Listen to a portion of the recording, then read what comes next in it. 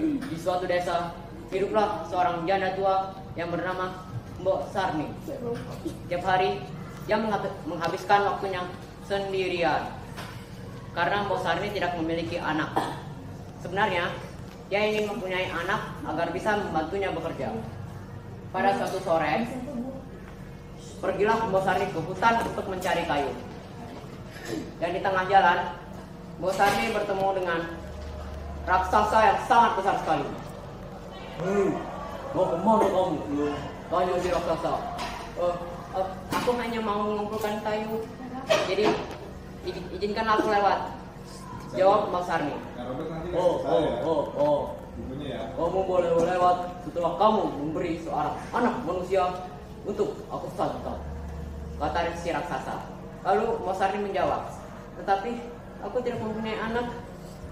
Setelah Mbok Sarni mengatakan bahwa dia tidak mempunyai anak dan ingin sekali punya anak, maka si raksasa memberinya biji mentimun.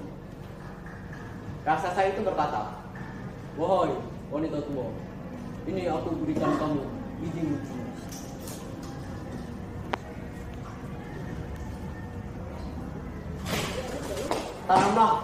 Tanamlah biji ini di halaman rumahmu. Dan setelah 2 minggu, kamu akan mendapatkan seorang anak. Tapi ingat, serahkan anak itu padaku setelah usianya 6 tahun.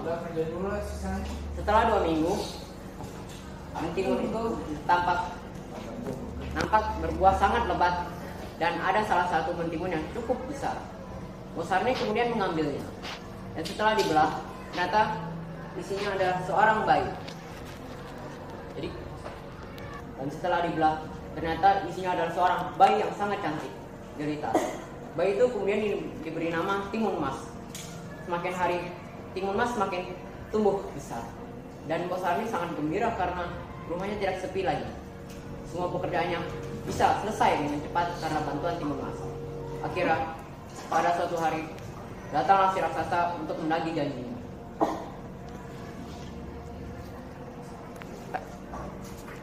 Mbok Sarni sangat ketakutan dan tidak mau kehilangan Timun Mas.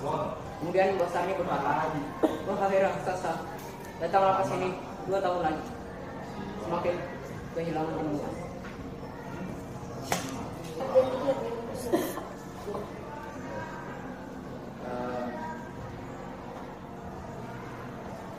Semakin dewasa anak ini, maka semakin enak untuk disantap. Si raksasa pun setuju dan meninggalkan rumah Mbok Sarni. Waktu 2 tahun bukanlah waktu yang lama. Karena itu, tiap hari Mbok Sarni mencari akal bagaimana caranya supaya anaknya tidak dibawa si raksasa. Hati Mbok Sarni semakin cemas. Dan akhirnya, pada suatu malam, Mbok Sarni bermimpi. Dalam mimpinya itu, dia diberitahu agar Timun Mas menemui pertapa di tubuhnya. Pagi harinya, Mbok Sarni menyuruh Timun Mas untuk segera menemui pertapa itu. Setelah bertemu dengan pertapa, Timun Mas kemudian bercerita tentang maksud kedatangannya. Sang pertapa kemudian memberinya 4 buah bungkusan kecil yang isinya biji mentimun, jarum, garam, dan terasi. Lemparkan satu bungkusan ini, karena kamu dikejar oleh raksasa itu. Perintah petapa. Kemudian Timun Mas pulang ke rumah dan langsung menyimpan bungkusan dari sang petapa. Paginya, raksasa datang lagi untuk menagih janjinya. "Wahai wanita tua, aku sudah tidak tahan untuk menontonmu," teriak si raksasa. Kemudian Mbok Sarni menjawab, "Janganlah kau ambil anakku ini, wahai raksasa.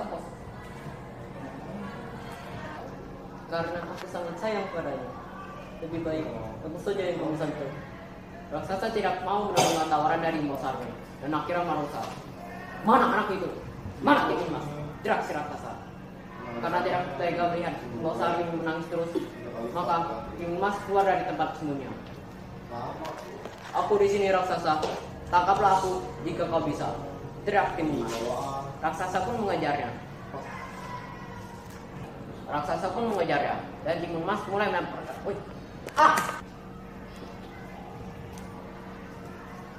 Raksasa pun mengejarnya dan Timun Mas mulai melemparkan kantong yang berisi mentimun. Sungguh ajaib. Hutan ladang menjadi mentimun yang lebat buahnya. Raksasa pun menjadi terhambat karena batang timun tersebut terus melilit tubuhnya. Tetapi akhirnya si raksasa berhasil bebas juga dan mulai mengejar timun mas lagi. Lalu timun mas menaburkan kantong kedua yang berisi jarum. Lalu timun mas menaburkan kantong kedua yang berisi jarum. Dan sekejap tumbuhan pohon-pohon yang bagu yang sangat tinggi dan tajam dengan kaki yang berdarah karena tertancap bambu tersebut. Si raksasa terus mengejar. Kemudian timun mas membuka bikisan ketiga yang berisi garam. Seketika itu hutannya pun menjadi lautan luas. Tetapi lautan itu mudah dilalui raksasa. Yang terakhir, timun mas akhirnya menaburkan celasi. Ketika itu terbentuklah lautan lumpur yang mendidih. Dan si raksasa tercebur di dalamnya. Akhirnya raksasa pun mati. Timun mas mengucap syukur kepada Tuhan Yang Maha Esa dan sudah diselamatkan raksasa yang kedua. Akhirnya timun mas dengan bosar ini hidup bahagia dan damai selamanya. Selesai. Terus habis itu apain?